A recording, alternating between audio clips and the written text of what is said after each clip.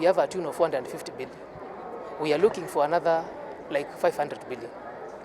So we have a financing gap of more than 500 billion.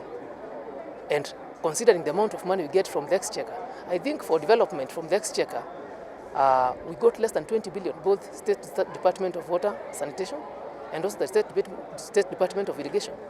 So clearly we need money to achieve this ambitious plan of providing Kenyans with water and sanitation services, 100% connectivity by the year 2030. Otherwise, the space we are going at, depending on the exchequer, is not adequate for us to achieve our ambitious plans. In this water sector, we are a small neat community. There are not so many water engineers out here. But you need to own your skills. Quality supersedes everything else.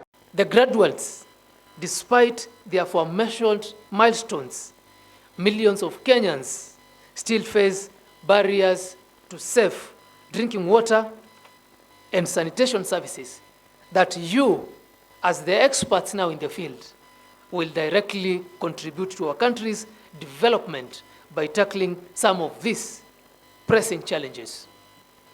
Despite these efforts, the sector still faces a funding gap between development needs and budgetary allocations. To address this gap, the ministry has put in place public-private partnerships, models that seek to connect capital-seeking profitable investment opportunities with the sector's infrastructure development needs, which include build, operate, and transfer models, as well as output-based financing and concession financing. In this regard, the ministry is at advanced stage of concluding 6 projects under the PPP framework, namely desalination plant for Lamu County, Sabaki water carrier meant to serve Kilifi County in Mombasa, and Londiani and Maragwafo dams, and Mzima pipeline and the Galana Dam. Ladies and gentlemen, for us to achieve the tenets of our 2010 Constitution, which envisages water as a fundamental human right and that no Kenyan should be left behind, we must tackle barriers to safe drinking water and sanitation services. Among these barriers that urgently need to be addressed is the high level of non-revenue water. This obstacle is as a result of poor infrastructure maintenance practices as well as inadequate operation standards in billing and revenue collection. This calls for improving our techniques and methodologies for repair works, connection, and disconnection practices. Additionally, the existence of illegal connections in many water service providers must not be tolerated.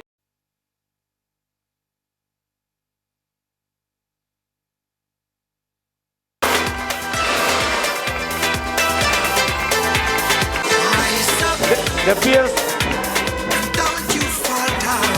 Makofi hawa. Kewi. Asanteni sana, asanteni sana.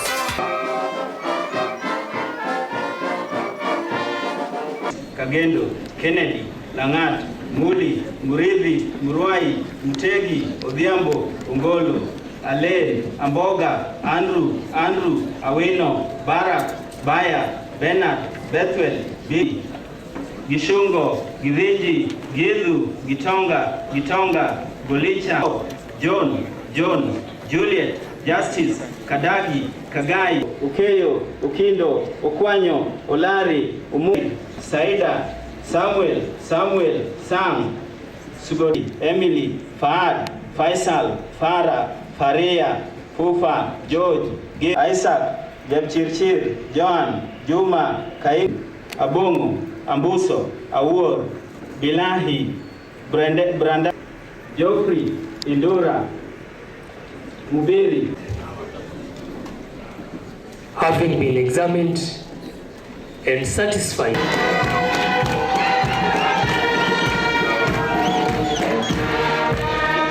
craft certificate qualifications of the Kenya Water Institute. Zero, Kipim, Ekale, Ekuam, Emolo.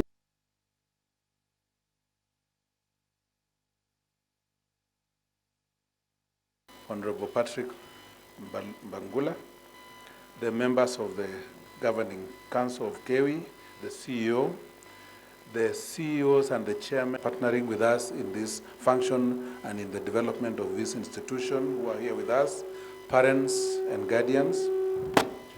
Graduates are becoming renewed, and I think I want to thank the management that when the resources are put here, they are put into good use. So, you know, this is the day for to address this congregation. Thank you. Karibu sana.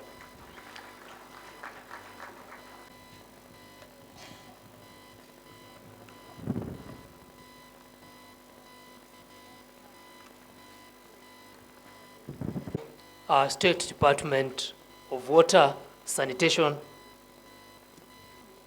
Bwana Julius Koril, and our dear graduates, ladies and gentlemen, good afternoon.